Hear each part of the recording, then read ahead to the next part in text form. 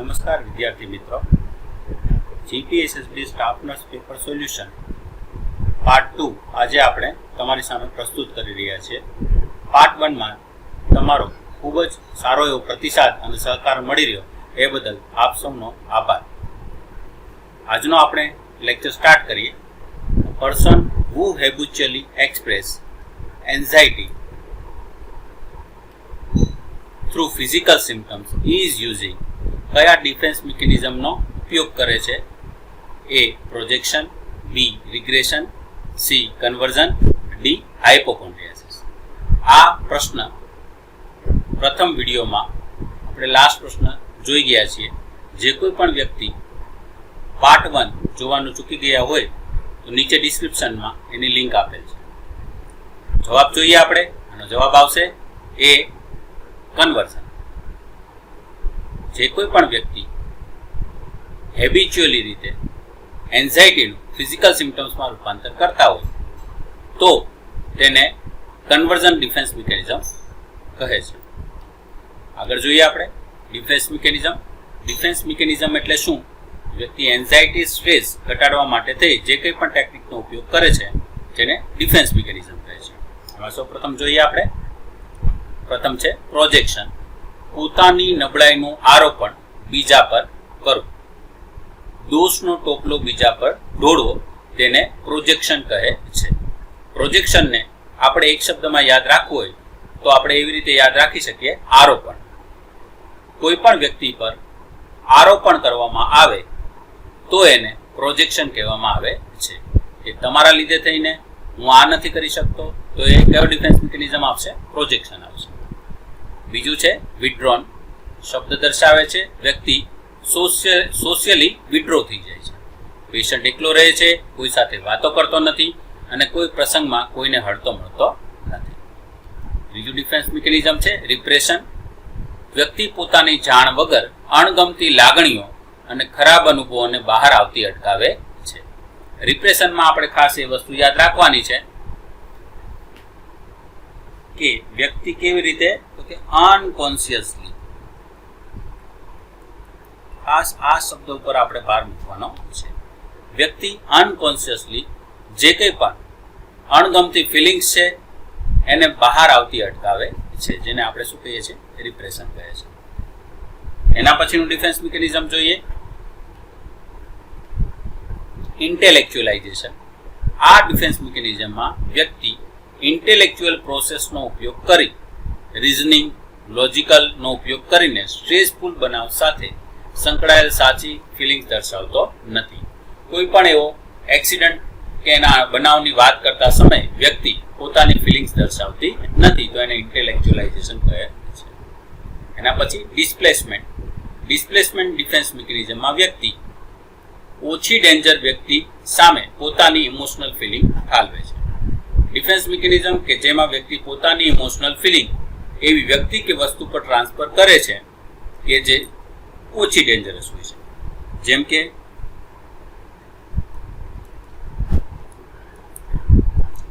બોસનો ગુસ્સો વ્યક્તિ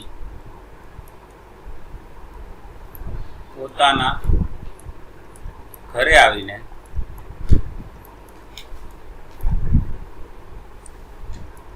બાળકો અને પત્ની પર ઠાલવે છે. ડિસ્પ્લેસમેન્ટ એટલે ડિસ્પ્લેસ કરવું. વ્યક્તિ પોતાની ઇમોશનલ ફિલિંગ એવી જગ્યાએ ડિસ્પ્લેસ કરે છે કે જ્યાં ડર લાગવાની શક્યતા ઓછી હોય છે, ઓછી ડેન્જરસ હોય છે. એના પછી આપણે વાત કરીએ ડેનાઇલ. અસ્વીકાર કરવો. જેમ કે કોઈ ગંભીર બીમારીનો અસ્વીકાર કરવો. વ્યક્તિને કેન્સર ડાયગ્નોસ થાય તો વ્યક્તિ સૌપ્રથમ ડેનાઇલ ડિફેન્સ મિકેનિઝમનો ઉપયોગ કરે છે કે ન હોઈ શકે, હું કોઈ પણ જાતનું સ્મોકિંગ નથી કરતો, હું કોઈ પણ જાતના માવા મસાલા નથી ખાતો તો મને કેન્સર કેવી રીતે હોઈ શકે? સૌપ્રથમ ડેનાઇલ ડિફેન્સ મિકેનિઝમ ઉપયોગ કરે છે. આ ઉપરાંત એક્ઝામમાં એવી પણ રીતે પૂછાઈ શકે કે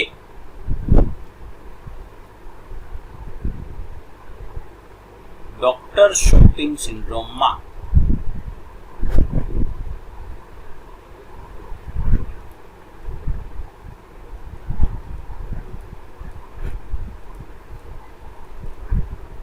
વ્યક્તિ કઈ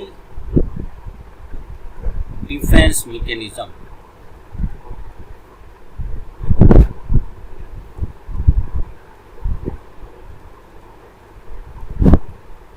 નો ઉપયોગ કરે છે? એના જવાબમાં આવશે ડેનાઇલ. જેમાં વ્યક્તિ ને કોઈ પણ પ્રકારની બીમારી નથી હોતી, ડોક્ટર દ્વારા એવું કહેવામાં આવે છે, છતાં પણ ડોક્ટર દ્વારા કહેલ વાત વ્યક્તિ માનતો નથી અને બીજા ડોક્ટર પાસે બતાવવા જાય છે. એમ એક પછી એક ડોક્ટરને બતાવ્યા રાખે છે. એ વાસ્તવિકતાનો સ્વીકાર કરતો નથી, જેને આપણે શું કહે છે? ડેનાઇલ ડિફેન્સ મિકેનિઝમ. આગળ વધીએ આપણે.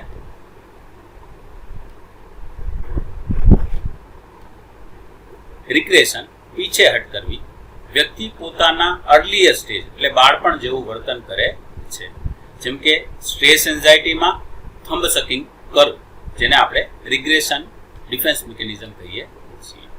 સપ્રેશન, ખાસ આપણે ચર્ચા થઈ એ પ્રમાણે રિપ્રેશનમાં શું યાદ રાખવાનું છે? આપણે અનકોન્શિયસલી.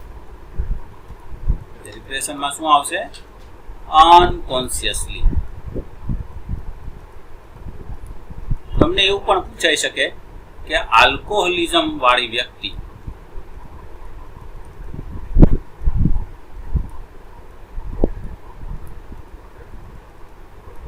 કઈ ડિફેન્સ મિકેનિઝમનો ઉપયોગ કરે છે?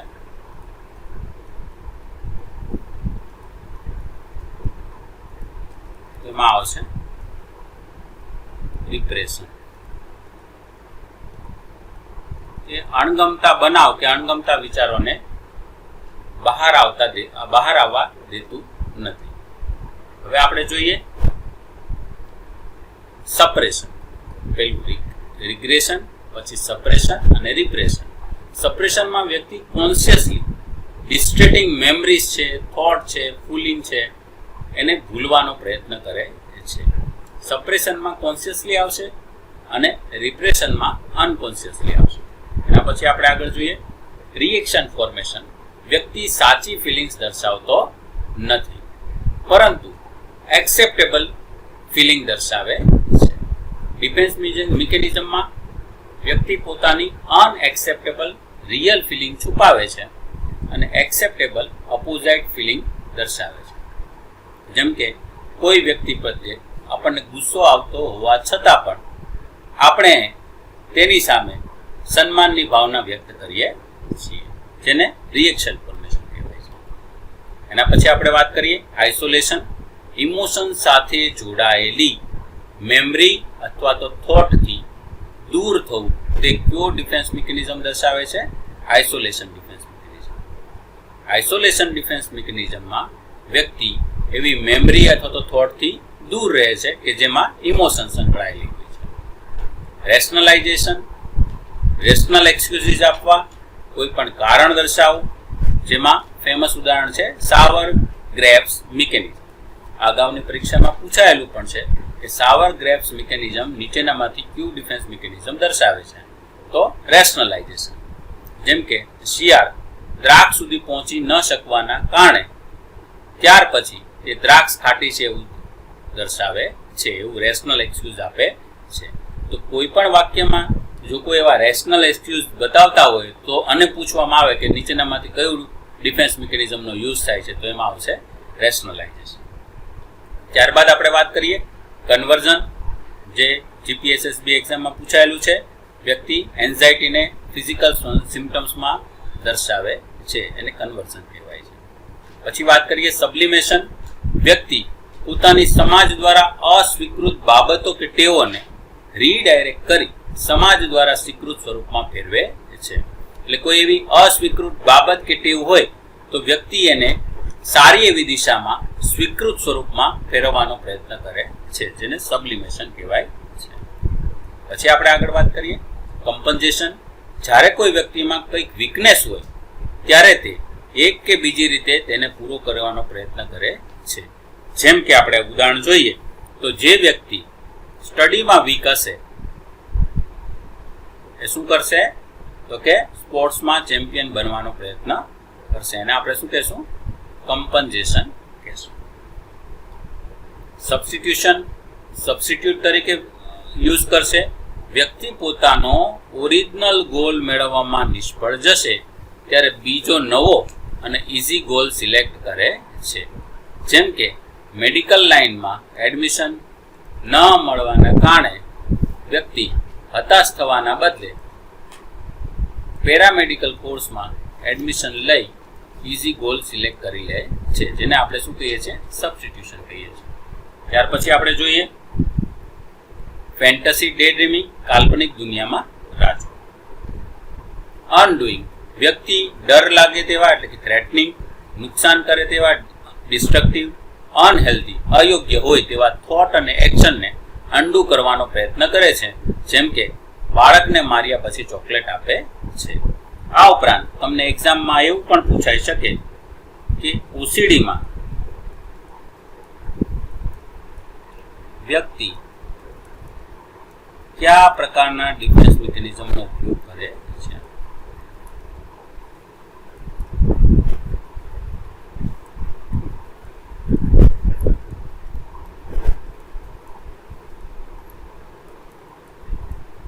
એમાં આવશે અનડુઈંગ. અથવા એવું પૂછાઈ શકે અનડુઈંગ નીચેનામાંથી કયા પ્રકારના ડિઝીઝમાં ઉપયોગ કરવામાં આવે છે? તો શું આવશે? ઓસીડી આવશે. પછી આપણે જોઈએ આગળ ડિસોસિએશન, એન્ઝાયટી ઉત્પન્ન કરતા ફિઝિકલ અને ઇમોશનલ એક્સપિરિયન્સથી અનકોન્શિયસલી ડિટેચ થઈ જવું એટલે કે દૂર થઈ જવું, જેને આપણે શું કહીએ છીએ? ડિસોસિએશન કહીએ છીએ. જેમ કે કાર એક્સિડન્ટનો બનાવ બન્યો હોય તો પછી વ્યક્તિ એને ભૂલવાનો પ્રયત્ન કરે છે. રિટ્રોફ્લેક્શન, રિટ્રો એટલે પોતાની તરફ વાળવું. શું વાળે છે? તો કે પોતાના તરફ બ્લેમ વાળે છે. પોતાના પર જ ગુસ્સો ઠાલવવો, ગિલ્ટીની ફિલિંગ થવી, પોતાના ફ્રેન્ડ ફેમિલીમાં કોઈ પણનો ડેથ માટે પોતે જવાબદાર છે એવું દર્શાવે છે. તમને એવો પ્રશ્ન પૂછવામાં આવે કે ફેમિલીમાં અથવા તો ફ્રેન્ડના મૃત્યુ માટે વ્યક્તિ પોતે જવાબદાર છે એવું માને છે તો તેને નીચેનામાંથી કયા પ્રકારનું ડિફેન્સ મિકેનિઝમ ગણવામાં આવે છે? તો આવશે રિટ્રોફ્લેક્શન. એના પછી આગળ વાત કરીએ એપિરિયન્સ ઓફ હિન્દમિલ. તો અત્યાર સુધી આપણે જે ચર્ચા કરી એ ડિફેન્સ મિકેનિઝમની હતી. એમાં ખાસ આપણે યાદ રાખવાનું છે કે પ્રોજેક્શન એટલે આરોપણ કરવું, સબસ્ટિટ્યુશન એટલે બીજો સબસ્ટિટ્યુટ ગોઠવો, સબ્લિમેશન એટલે સ્વીકૃત બાબતમાં ફેરવવું. એ રીતે આપણે દરેક ડિફેન્સ મિકેનિઝમ યાદ રાખશું. Appearance of hind milk is, hind મિલ્કનો એપિરિયન્સ કેવો હોય છે? યલોઇશ હોય છે, થિનર, વોટરી કે થીકર? તો એનો એપિરિયન્સ કેવો હોય છે? થીકર હોય છે. મિલ્કના ટાઈપ જોઈએ આપણે. બ્રેસ્ટ મિલ્ક, જેના મુખ્યત્વે 3 ટાઈપ્સ પડે છે. એમાં પહેલું છે કોલોસ્ટ્રોમ. ફર્સ્ટ મિલ્ક છે જેને કોલોસ્ટ્રોમ કહેવામાં આવે છે. ક્લિયર, યલો, ઓરેન્જ કલરનું હોય છે. Rich in protein, vitamin A, sodium અને chloride. Low in carbohydrate, fat અને પોટેશિયમ. એન્ટીબોડી, કોલોસ્ટ્રોમમાં કયા પ્રકારના એન્ટીબોડી જોવા મળે છે? તો IgA.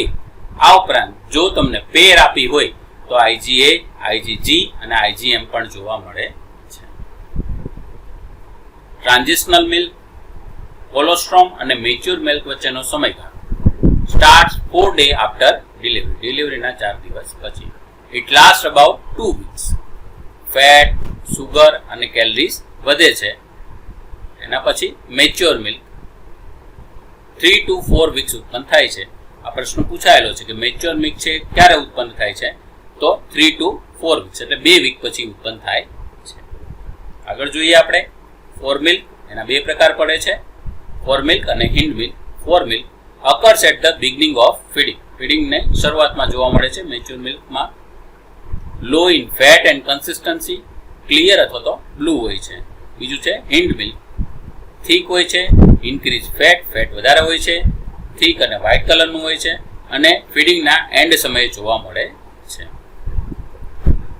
તો આપણે બ્રેસ્ટ મિલ્કના 3 ટાઈપ્સ જોયા: કોલોસ્ટ્રોમ, ટ્રાન્ઝિશનલ અને મેચ્યોર. મેચ્યોરમાં પહેલું આવશે ફોર મિલ્ક અને પછી આવશે હિન્ડ મિલ્ક, જે થીક મિલ્ક હોય છે અને at the end of feeding ચાલુ થાય છે.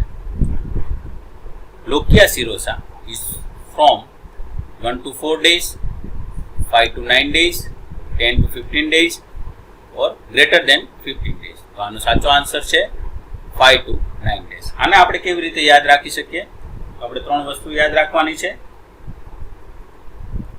પેલું છે લોકિયા રૂબ્રા, બીજું છે લોકિયા સિરોસા અને છેલ્લું છે લોકિયા આલ્બા. તો આપણે કેવી રીતે યાદ રાખશું? તો લોકિયા રૂબ્રા છે 1 to 4 days, લોકિયા સિરોસા છે 5 to 9 days અને લોકિયા આલ્બા છે 10 to 15 days. કેવી રીતે યાદ રાખશો આને સિક્વન્સ પ્રમાણે? સૌ પ્રથમ આપણે વિચારવાનું બ્લડ, પછી બ્લડમાંથી ક્લોટિંગ ફેક્ટરને એવું કાઢી લઈએ એટલે શું રહેવાનું? સીરમ. અને છેલ્લે કેવું થઈ જશે એવું યાદ રાખવાનું? તો કે વ્હાઇટ. એટલે આ રીતે આપણે યાદ રાખી શકીએ.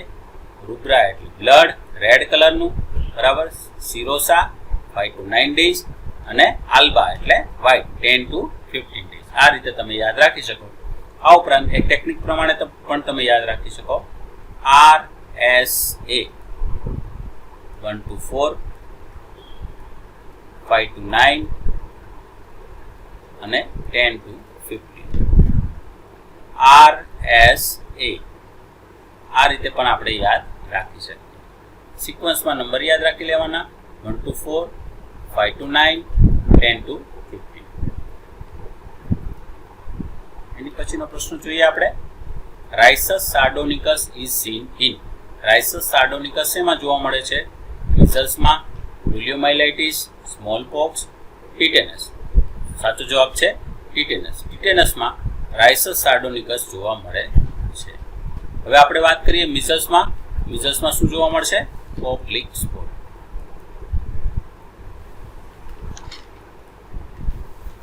પછી આપણે વાત કરીએ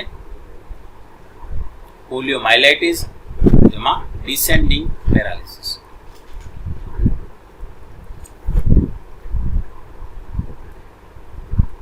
પછી આપણે વાત કરીએ સ્મોલ પોક્સ. સ્મોલ પોક્સમાં શું જોવા મળશે? તો રેસિસ જોવા મળશે. રેસિસનું ડિસ્ટ્રીબ્યુશન કેવું હશે? સેન્ટ્રીફ્યુગલ. ફેસ પર સૌથી પહેલા જોવા મળશે એટલે આપણે FA યાદ રાખવાનું. ફ્યુગલ FU છે પણ આપણે FA ટેકનિક તરીકે યાદ રાખવાનું. રાઇસસ સાર્ડોનિકસ શું છે જોઈએ આપણે. જેને રિક્ટસ ગ્રીન પણ કહેવામાં આવે છે, જેમાં ફેશિયલ મસલ્સના એબનોર્મલ સ્પાઝમના કારણે ગ્રાઇનિંગ એટલે કે કચકચાવાની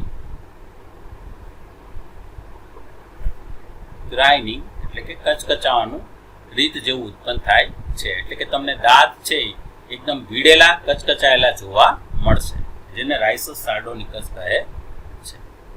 આ ઉપરાંત ટીટેનસમાં તમને બીજું પણ પૂછી શકે. શું પૂછી શકે? લોક જો.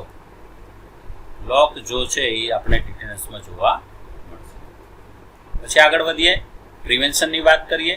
The prevention of the emergence or development of the risk factors in countries or population groups in which they have not yet appeared is which prevention. જ્યાં હજી સુધી રિસ્ક ફેક્ટર પ્રોડ્યુસ નથી થયા અને તમે ન થાય એવા પ્રયત્નો કરો છો, તો એ કયા પ્રકારનું પ્રિવેન્શન કહેવાય છે? જવાબ જોતા પહેલા આપણે એક વસ્તુ જોઈ લઈએ. પ્રાઇમોડિયલ પ્રિવેન્શન.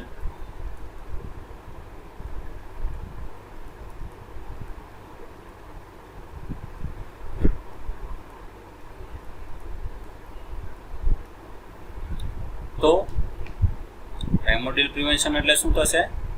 રિસ્ક ફેક્ટર ની ગેરહાજરી.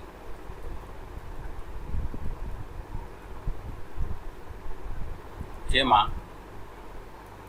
હેલ્થ એજ્યુકેશન,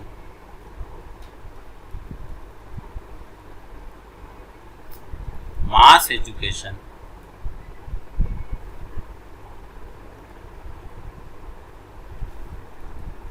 અગત્યનો ભાગ ભજવે છે.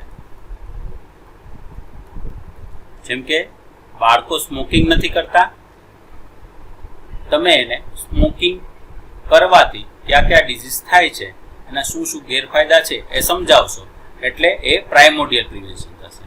કારણ કે બાળકોમાં સ્મોકિંગનું રિસ્ક ફેક્ટર હજી હાજર હોતું નથી. પછી આપણે વાત કરીએ પ્રાઇમરી પ્રિવેન્શન.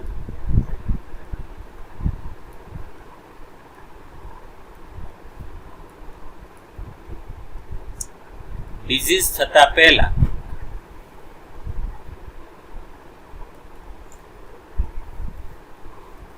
જે કંઈ પણ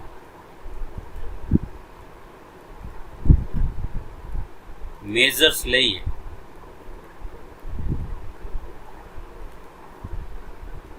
તેને કહે છે, જેમ કે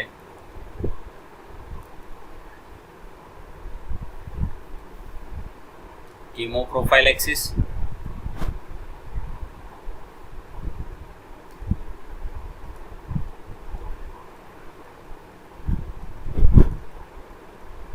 સ્પેસિફિક પ્રોટેક્શન,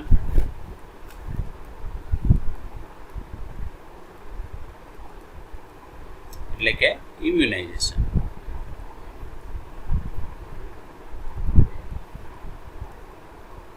તો પ્રાઇમરી પ્રિવેન્શન ડિઝીઝ થતા પહેલા જે કંઈ પણ મેજર્સ આપણે લઈએ તો એને આપણે શું કહીએ છીએ?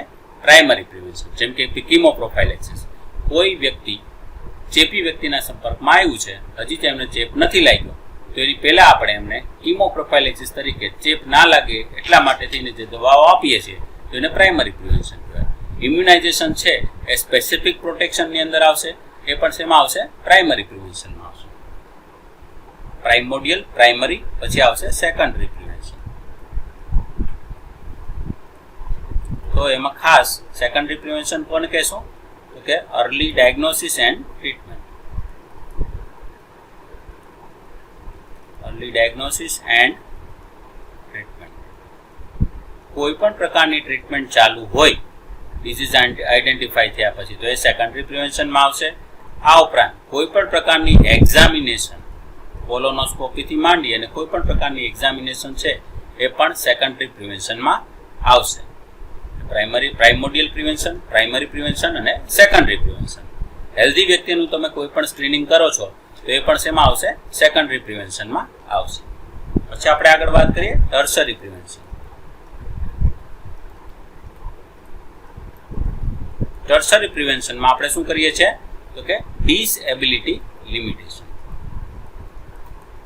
અથવા તો એને આપણે કહી શકીએ ઇમ્પેરમેન્ટ limitation.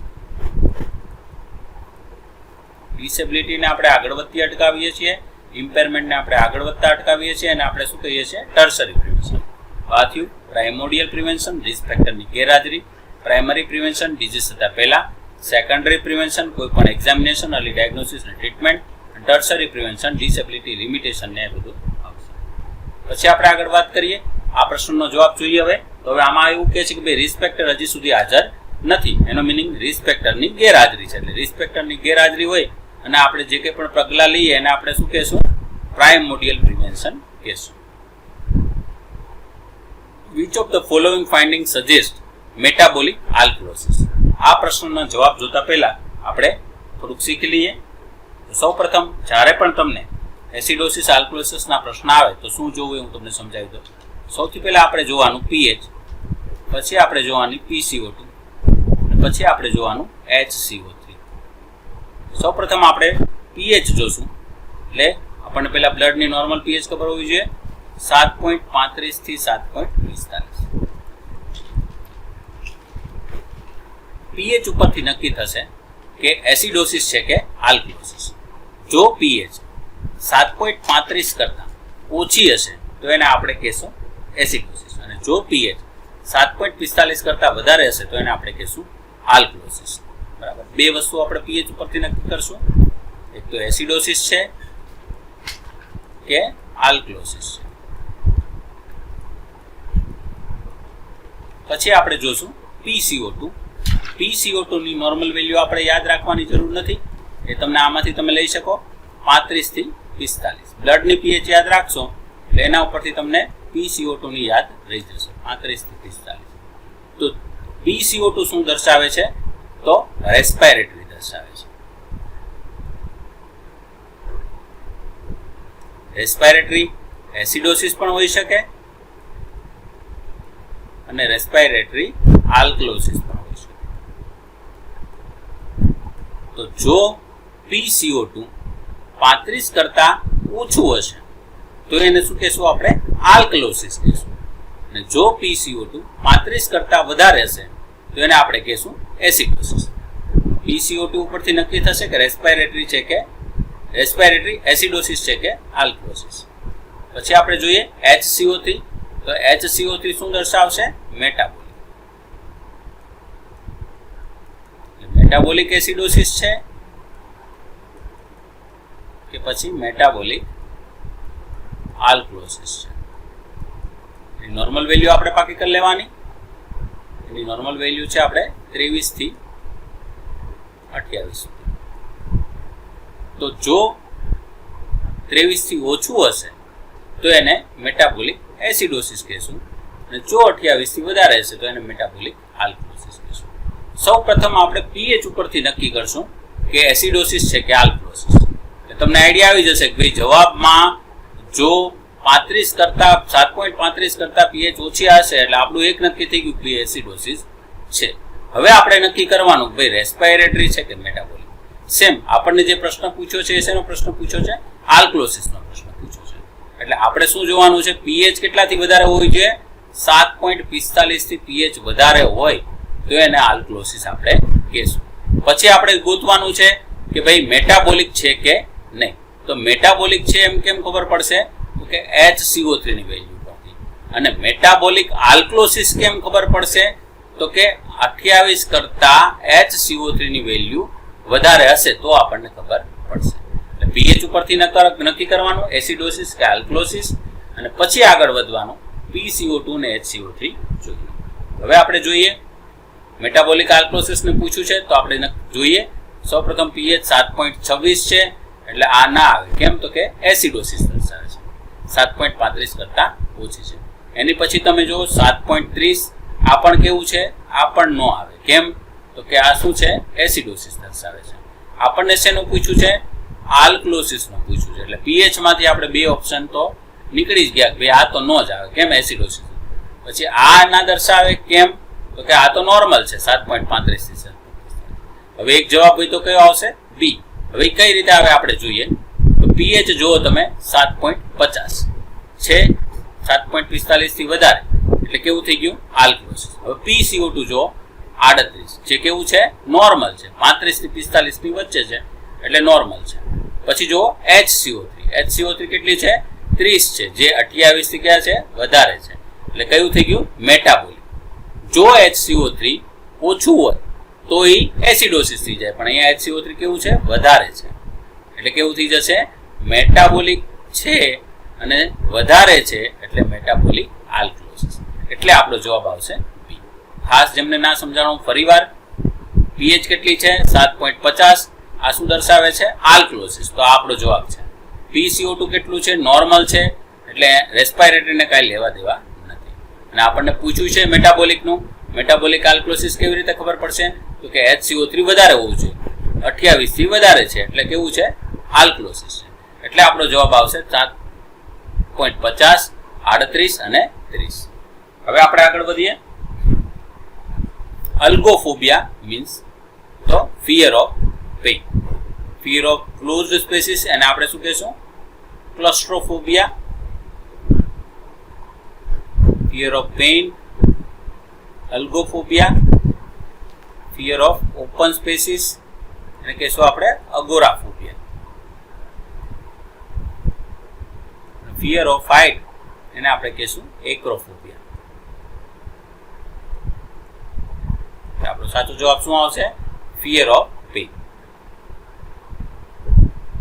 Birth should be registered within 21 દિવસની અંદર બર્થ અને ડેથ રજિસ્ટ્રેશન કરાવવાનું હોય છે. એક્સેસિવ ફિલિંગ ઓફ હેપીનેસ મૂડના સ્ટેજીસ છે. એમાં એક્સેસિવ ફિલિંગ ઓફ હેપીનેસ એટલે એને આપણે કહેવાય યુફોરિયા. બીજા ઓપ્શન જોઈએ આપણે. પહેલી લઈ લ્યા તો કે પોતાના જ બોલેલા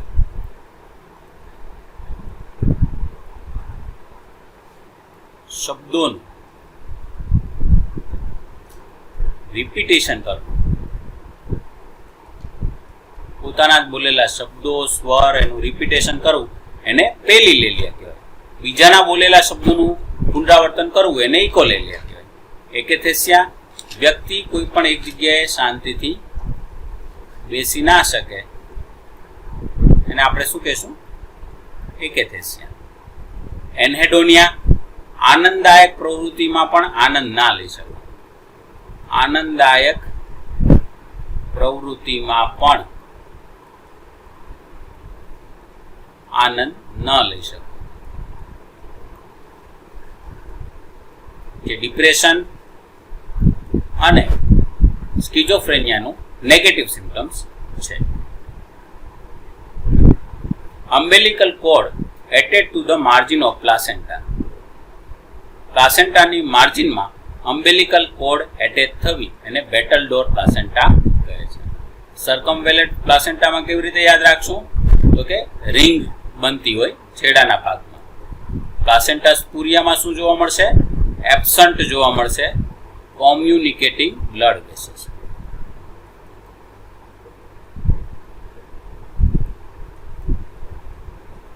અને આપણે પ્લાસેન્ટા સ્પુરિયા કહીશું. પ્લાસેન્ટા સક્સિન્ચુરિયાટા એટલે લોબ આપણે યાદ રાખશું કે પ્લાસેન્ટાના લોબ અલગ અલગ જગ્યાએ રહેલા હશે અને પ્લાસેન્ટા સક્સિન્ચુરિયાટા કહીશું. બેટલ ડોર પ્લાસેન્ટા કોડ પ્લાસેન્ટાની માર્જિનમાં એટેચ થયેલી હોય છે. કલેક્શન ઓફ પસ ઇન પ્લુરલ કેવિટી. પ્લુરલ કેવિટીમાં પસ એકઠું થવું એને શું કહેવાય છે? એમ્પાઈમાં કહેવાય છે. એમ્ફાઇસીમાં એટલે શું? તો કે એર સેક અથવા તો એલ્વિયોલાઈ ડિસ્ટ્રક્શન. એલ્વિયોલાઈ ડિસ્ટ્રક્શન થવું, એલ્વિયોલાઈ તૂટી જવી એને શું કહેવાય છે? એમ્ફાઇસીમાં. કેવી રીતે યાદ રાખી શકીએ? સેક અને અહીંયા એસ. આ બંને વચ્ચે ઘણીવાર કન્ફ્યુઝન થતું હોય છે, તો એમાં ખાસ યાદ રાખવાનું છે કે આમાં એસ આવે છે, એસ એટલે સેક અને સેક એટલે કઈ? Air sac. બ્રોન્કાઇટિસ, બ્રોન્કાઈમાં ઇન્ફેક્શન ઇન્ફ્લામેશન. બ્રોન્કિએક્ટેસિસ તો એરવે વાઇડન્ડ બને છે, પહોળો બને છે.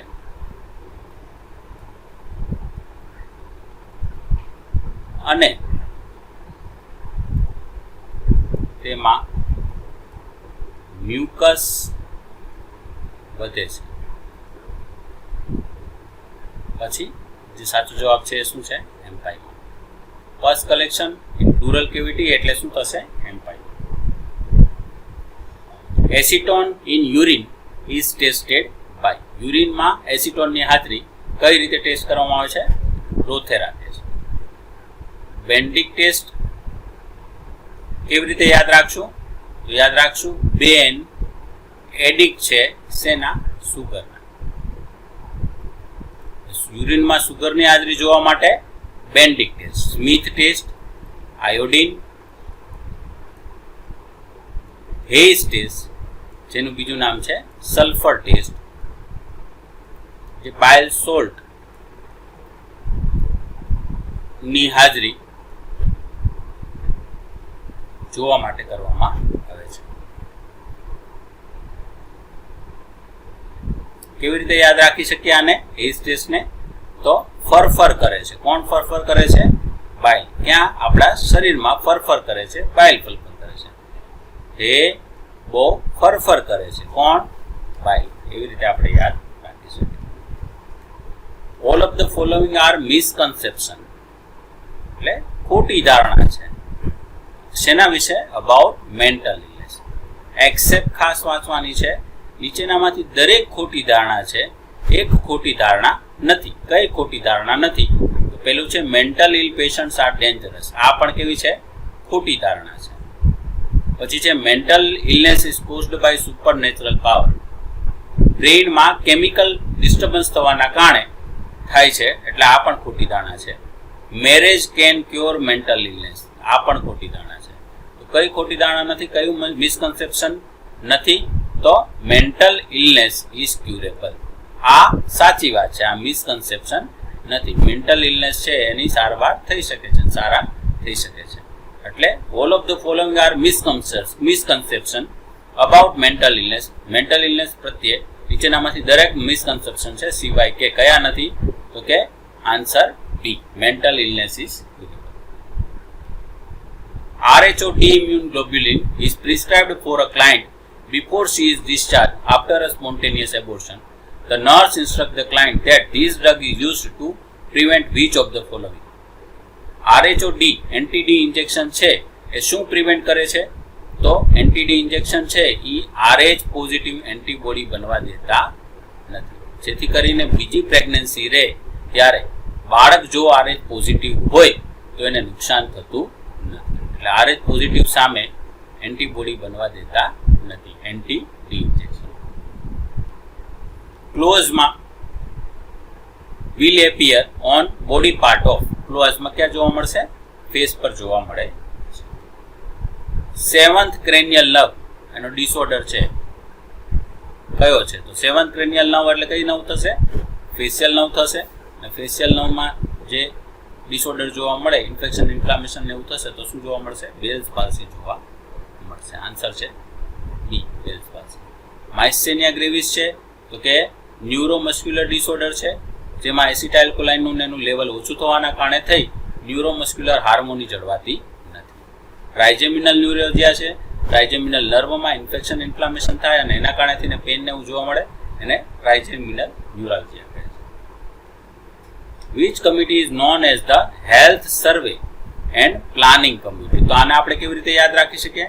પ્લાન એટલે યોજના, યોજના એટલે મુદ્દા, અને એના ઉપરથી આપણે યાદ રાખશું મુદલિયાત કમિટી. એટલે જો પ્લાનિંગનો ઉલ્લેખ કરેલો હોય એટલે યોજના, યોજના એટલે મુદ્દા, એટલે શું આવશે? મુદલિયાત committee.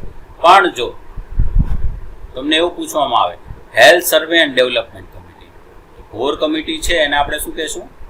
Health survey and development committee. પછી કરતાર સિંહ કમિટી, MPHW કમિટી તરીકે પણ ઓળખવામાં આવે છે.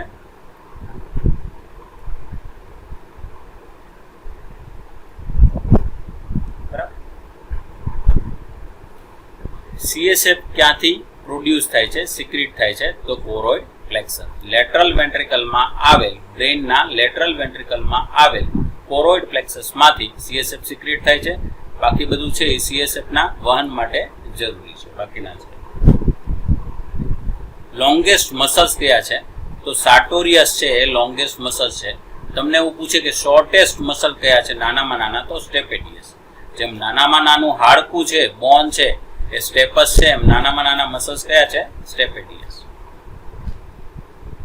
Which of the following is an examples of specific development disorder of speech and language? Development disorder છે, શેનું ડેવલપમેન્ટ ડિસઓર્ડર છે? તો સ્પીચ અને લેંગ્વેજનું. તો ઓપ્શન ઉપરથી આપણને ખબર પડી જાય કે આમાં ફેસિયા આવે છે. આપણે વાંચ્યું હોય અફેસિયા એટલે વ્યક્તિ બોલી ના શકે, બરાબર, એને આપણે અફેસિયા કહેવાય. ખબર પડી જાય કે સ્પીચ અને લેંગ્વેજ જે ડિસઓર્ડર છે તો એને લગતો શબ્દ કયો મળે છે આપણને? ડિસ્ફેસિયા. ડિસ્લેક્સિયા એટલે શું છે? Learning disorder.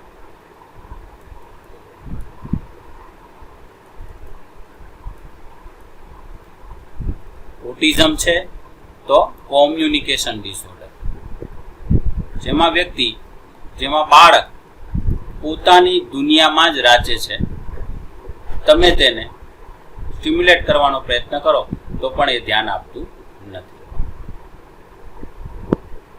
Occupational disease caused by coal dust. આ સમજતા પહેલા આપણે થોડી ટેકનિક શીખી લઈએ. તો સૌપ્રથમ કોલ ડસ્ટ ના કારણે જે રોગ જોવા મળે એને કહેવાય એન્થ્રેકોસિસ.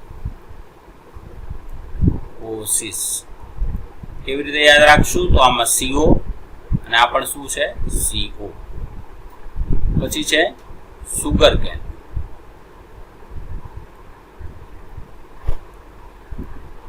એટલે કે શેરડીની રચ.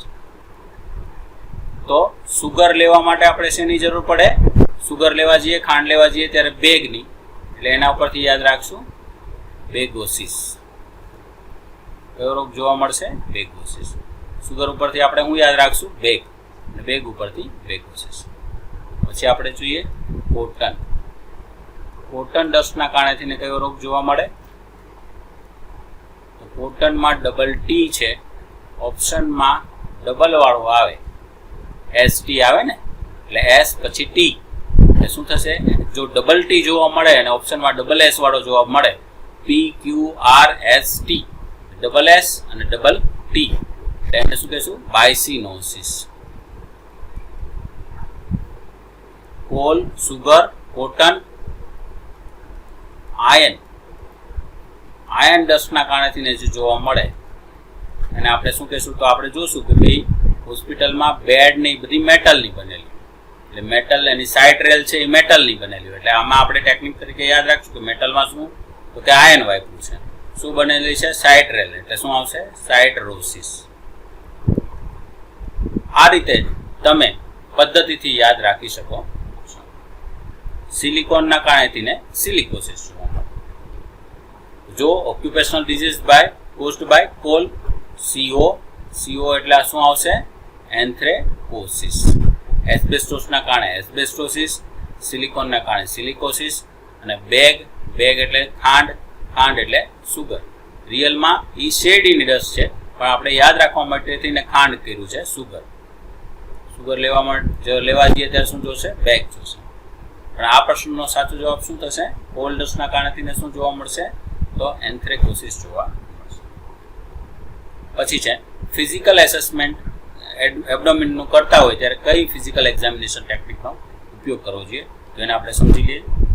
સૌપ્રથમ આપણે દરેક એક્ઝામિનેશનમાં આપણે શું યુઝ કરીએ છીએ? Inspection.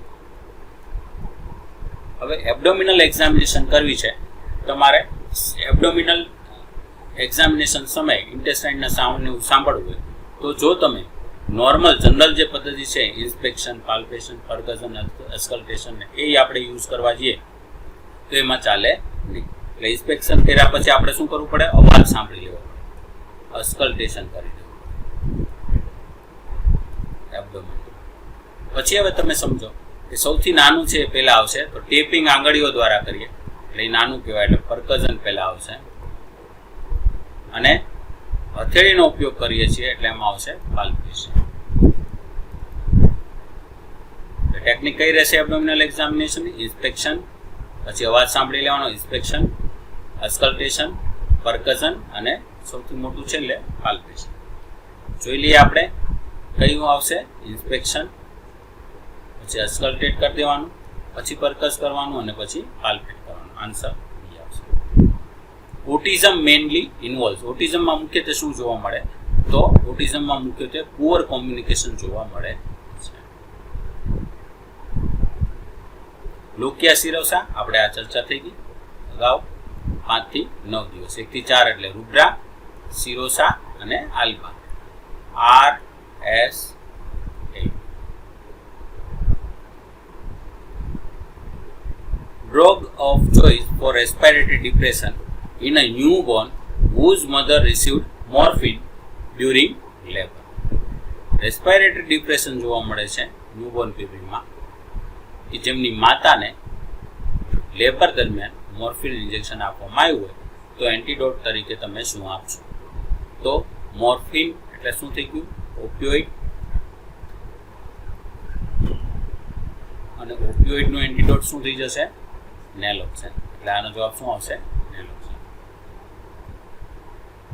Which sign considered as welcome sign in pregnancy? તો જવાબ શું આવશે? લાઇટનિંગ, કે જે 38 વીક્સમાં જોવા મળે છે. ફંડસનો ભાગ સ્ટર્નમ બોનથી નીચે ઉતરવાની શરૂઆત થાય છે, જેને આપણે શું કહીએ છીએ?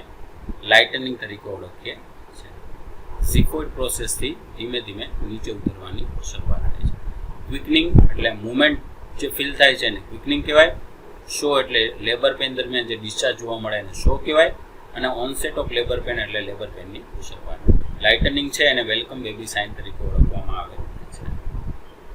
Isolation of well person for a period of time equal to the longest incubation period of disease. આમાં બીજા શબ્દોનો ઉપયોગ શું થઈ શકે? Maximum incubation period. Maximum incubation period. Maximum incubation period. તો જવાબ આવશે એનો બી, ક્વોરન્ટાઇન.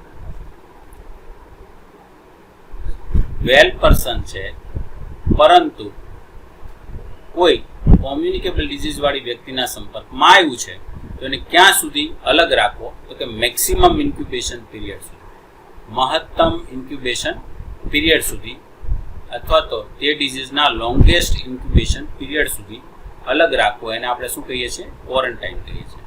કન્ટામિનેશન એટલે કોઈ વસ્તુ બગડવી એને આપણે કન્ટામિનેશન કહેવાય. આઇસોલેશન તો જેમાં વ્યક્તિને અલગ રાખવામાં આવે. ચેપી વ્યક્તિને, ખાસ ચેપી એટલે કે ઇન્ફેક્ટિયસ વ્યક્તિને અલગ રાખવું એને આપણે શું કહીએ છીએ?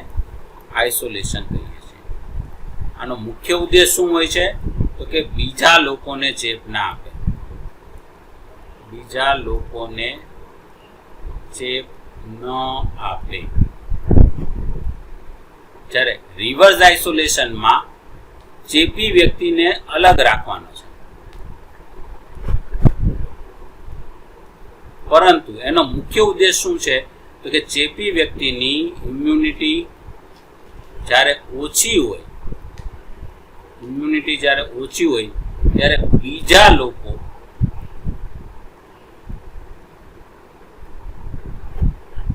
ચેપ,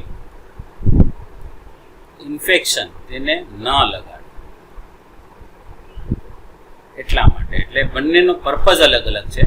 આઇસોલેશનમાં ઇન્ફેક્ટિયસ પર્સન છે એ બીજા લોકોને ચેપ ના ફેલાવે, ઇન્ફેક્શન ના ફેલાવવા માટે છે. જ્યારે રિવર્સ આઇસોલેશનમાં કેવું છે? બીજા લોકો ઇન્ફેક્ટિયસ પર્સનની ઇમ્યુનિટી ઓછી હોવાના કારણે બીજા લોકોનું ઇન્ફેક્શન એને ના લાગે એટલા માટે એને અલગ રાખવામાં આવે. એને રિવર્સ આઇસોલેશન કહે છે. બંનેના પર્પઝ અલગ અલગ છે. Therapeutic blood level of lithium is 0.8 to 1.2 milliequivalent per lithium. 0.8 to 1.2 milliequivalent per liter. Lithium દવા ચાલતી હોય, લિથિયમ મેડિસિન ચાલતી હોય ત્યારે કયો ટેસ્ટ કરવામાં આવે છે? એમાં આપણે યાદ રાખશું RL. L એટલે લિથિયમ અને R એટલે રિનલ ફંક્શન ટેસ્ટ કરવામાં આવે છે. સીરમ ક્રિએટિનિન ને. બીજું એક એવું છે, સોડિયમ વાલ્પોરેટ દવા ચાલતી હોય ત્યારે કયો ટેસ્ટ કરવામાં આવે છે? તો SL. સોડિયમ વાલ્પોરેટ અને L એટલે લીવર ફંક્શન ટેસ્ટ. આ રીતે તમે યાદ રાખશો. A nurse would advise a patient to take a diuretic if it is ordered once daily at which time? તો લેસિક્સ લેવાની છે, દિવસમાં એકવાર લેવાની છે, તો સવારે વહેલી આપવાની. કારણ કે જો તમે લેટ આપશો તો રાત્રે એને મિક્ચ્યુરેશન માટે, યુરિન પાસ કરવા માટે વારંવાર ઉઠવું પડે છે અને એની ઊંઘ બગડી શકે છે. એટલા માટે થઈ સ્લીપ ડિસ્ટર્બન્સ ના થાય એટલા માટે થઈને આપણે શું કરવાનું હોય છે? અર્લી ઇન ધ મોર્નિંગમાં આપવાની હોય છે. તો અહીંયા આપણે પાર્ટ 2 નો લેક્ચર કમ્પ્લીટ કરીએ છીએ. થેન્ક યુ વિદ્યાર્થી મિત્રો. જો તમને મારા વિડીયો પસંદ આવતા હોય તો આપણા આ વિડીયોને લાઈક કરો, શેર કરો અને સબસ્ક્રાઈબ કરો. અને ખાસ જો તમને કંઈ ક્વેરી હોય તો તમે કોમેન્ટ બોક્સમાં આપી શકો છો. આ ઉપરાંત ડિસ્ક્રિપ્શનમાં ટેલિગ્રામ લિંક આપી છે, એમાં પણ તમે જોઈન થઈ શકો છો. Thank you very much.